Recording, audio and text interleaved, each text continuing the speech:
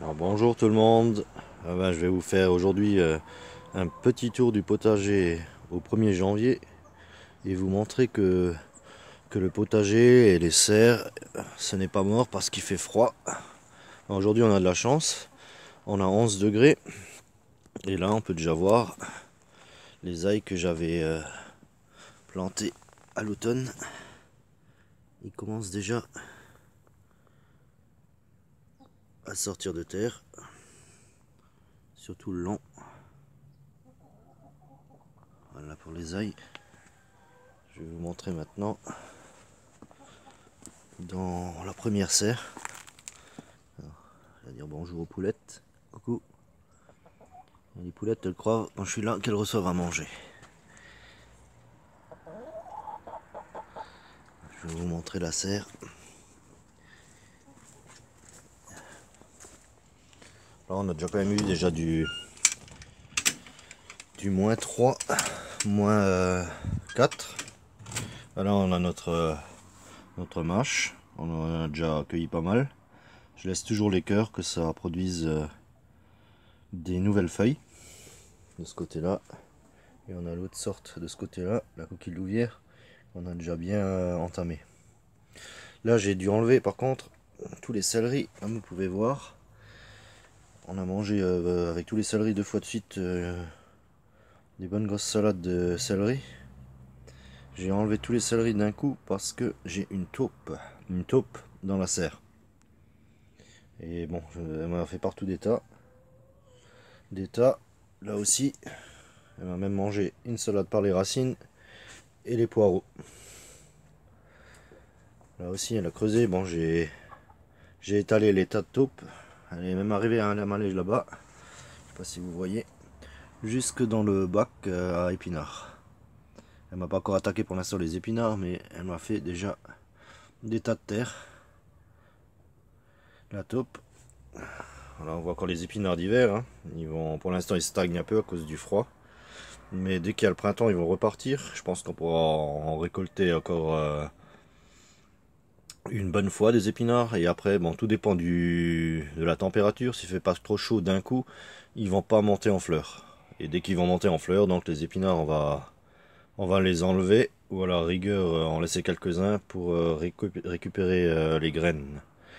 Et là, on a nos choux-fleurs. Je vous avais dit que les feuilles commençaient à tourner pour produire des têtes. Et là, comme on peut voir, il y a des jolis petits choux-fleurs qui se forment au milieu. Oh, ils font déjà une bonne main, mais non, ils devraient encore grossir. On va juste faire attention qu'il n'y ait pas trop d'humidité, pas qu'ils pourrissent les choux-fleurs. Ils le font tous. Là, on voit un peu moins bien parce qu'il y a beaucoup de feuilles. Je n'ai pas envie de le casser. Et l'autre à l'arrière, c'est pareil, il a fait une plus petite. Un plus petit chou-fleur. Et encore plus petit. Mais comme on peut le voir, il y a un petit chou-fleur qui se forme. Et bien là, on a nos choux à l'arrière qui ont été un peu mangés par les chenilles. Mais ils vont pousser. Les choux, si je ne me trompe pas, c'est du chou cabu. Là, on a nos blettes. Par contre, elles, l'hiver, elles vont stagner et après, elles vont monter en graines d'ici le printemps. Vu que c'est dès qu'ils ont été semés au printemps l'année dernière, il leur faut 1 an. Et là, on a encore des salades, des scaroles. Elles ne sont pas encore tellement développées, mais ça va venir. Voilà pour cette serre. Maintenant, je vais vous montrer un peu le jardin. Alors là, voilà, je suis sorti de la serre. Là, comme vous pouvez voir, j'avais mis, il y a 1 mois et demi, j'avais mis des feuilles. Ça c'est bien, des feuilles des arbres, quoi. Hein. Ça s'est bien décomposé sur la butte. Déjà, comme on peut voir, ça va rapporter de l'humus et pour le printemps de l'engrais pour les plantes. J'avais mis un reste de compost et les feuilles des arbres. Elles sont déjà bien décomposées. Là, on a toujours encore des choux. Ils ne craignent pas trop le froid. On n'a pas eu des températures très froides. Le plus qu'on a eu, c'était du -4 pour l'instant. Pour cette année, pour l'instant, c'est assez... on a des amantis qui poussent un peu partout entre, mais on a nos petits choux kale qu'on va pouvoir récolter. C'est des choux kale nains, des de mine. Voilà. Par contre les poireaux, ils se sont fait assez... je pense qu'ils ont eu la mouche du poireau, ça les a carrément... ça les a carrément bouffés quoi. Hein. C'est du poireau d'hiver mais là on voit qu'ils sont pas en forme. Les poireaux, là on a toujours le radis noir que j'ai pas sorti encore de terre. Il n'y a pas eu vraiment de grosses gelées alors pour l'instant ils tiennent. Comme on peut voir il y a toujours encore nos radis noirs. On les prend au fur et à mesure. Le feuillage est encore vert, il n'y a pas eu de souci. Il s'est pas couché à cause des gelées. On a eu pas mal d'eau. On a toujours encore nos radis blancs aussi, je les ai pas sortis, on prend au fur et à mesure. On va voir plus loin.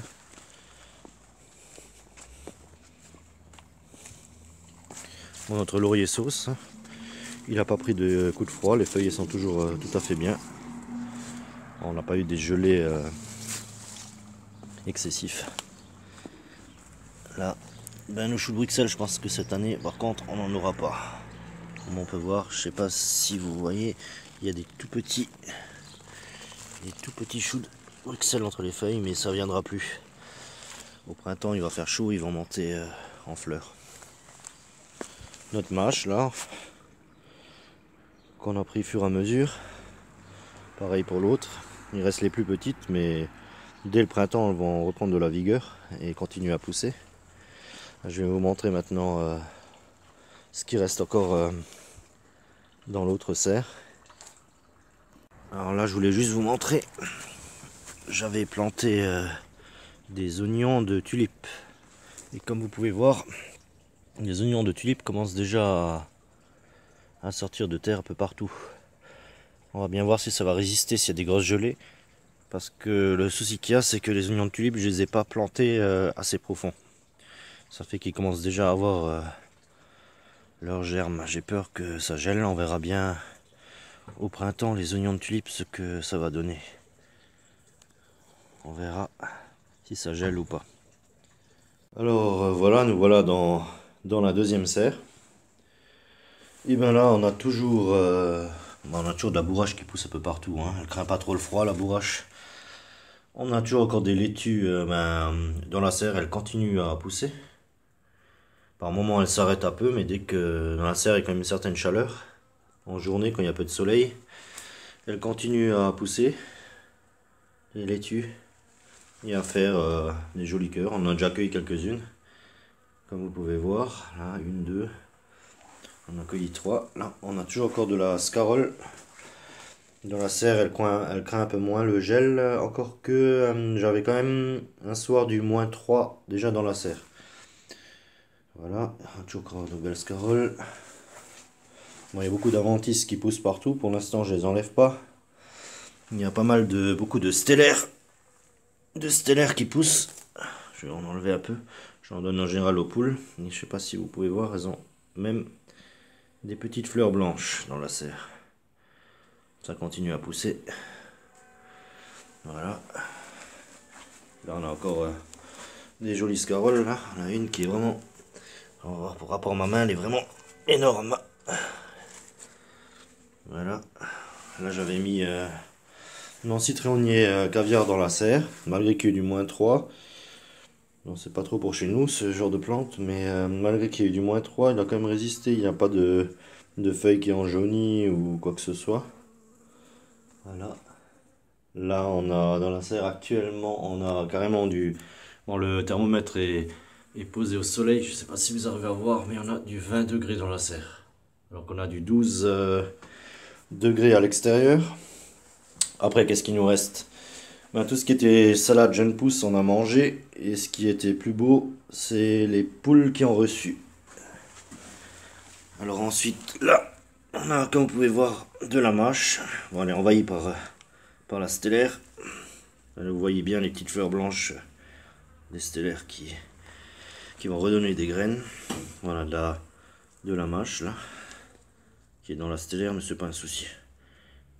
Ça sera parfait. Voilà, de la mâche sur toute la longueur dans la stellaire.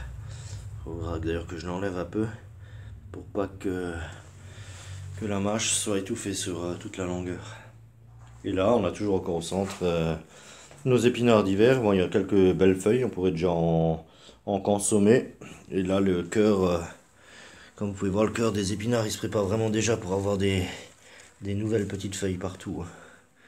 C'est vraiment, l'épinard d'hiver, il est vraiment rentable. On a déjà mangé pas mal de fois. J'ai à chaque fois cueilli que les feuilles, hein. J'ai laissé les tiges parce que ça, dans l'épinard, les tiges elles sont quand même assez fermes, hein. J'ai vraiment récupéré au ras des feuilles, hein. Voilà. Il y a quand même déjà des belles feuilles, on pourrait pratiquement en manger de l'épinard d'hiver. Je vais vous montrer un peu à l'extérieur de la serre ce qui reste. Là, je suis dans le reste du potager. C'est toujours encore les branches de topinambour maintenant que je laisse un peu dépérir. Je ferai du broyat avec. Là tout le long on a la bourrache qui a poussé. Je vais l'enlever et donner aussi au fur et à mesure aux poules. Ça leur fera un peu de verdure. Et là on a toujours encore nos pains de sucre. On a déjà des qui forment. Là ils forment rien. Et d'autres qui commencent à former quand même des petites têtes. Ça commence à être un peu ferme. On va voir ce que ça va donner. Les pains de sucre, ils craignent pas trop le froid. Bon, faut pas qu'il y ait des trop grosses gelées non plus. C'est-à-dire, faudrait pas qu'il y ait du -10 pendant 1-2 semaines parce que là, ils prendraient aussi un coup les pains de sucre. Alors là, comme je vous ai montré, je les ai pas encore tous enlevés, mais j'en ai déjà pris fur et à mesure. Les topinambours qu'on peut prendre tout l'hiver, hein, les topinambours. Quand le sol n'est pas gelé, il suffit de tirer. Je vais vous montrer. De toute façon, ça ne craint rien. On tire carrément sur les tiges là pour le topinambour. Et vous voyez là, il y a du beau topinambour là. Du beau topinambour en dessous quoi. Là je vais de toute façon les enlever tous à cet endroit là. Les topinambours parce que ça gâche un peu quand il y a en été ou au printemps quand il y a les branches, ça gâche au niveau de la fenêtre. Ce qui est juste une fenêtre là. La visibilité sur le potager quoi. Voilà, je vous ai fait plus ou moins le tour du jardin. Après, voilà, j'espère que vous avez passé de bonnes fêtes de fin d'année, de bonnes fêtes de Noël, et je vous souhaite aussi une très bonne année 2022 vu qu'on est le 1er.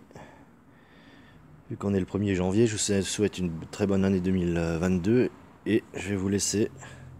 C'était pour vous montrer qu'en janvier, le potager n'est pas mort. Il y a toujours de quoi se nourrir et de quoi faire. Allez, à plus. Ciao.